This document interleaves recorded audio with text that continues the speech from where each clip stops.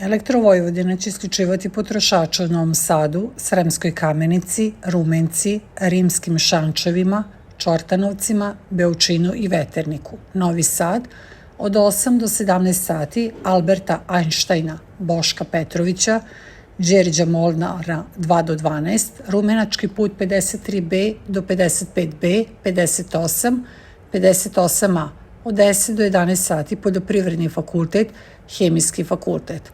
Sremska Kamenica od 5 do 14 sati od Podvožnjaka do Crkve i Pilane, Cer na Paragovu, Čardak i Staro selo bez Glavice, Popovica do Uspona iza Lovačkog doma.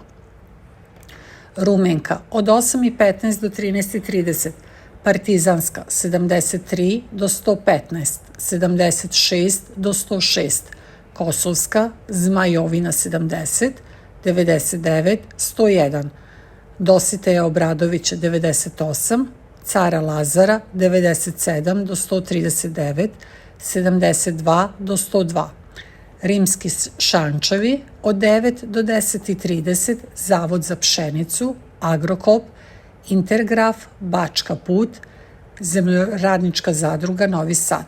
Čortanovci od 9:30 do 10:30, Celo vikend naselje, Banstol, Karin Komerc, Naftahem.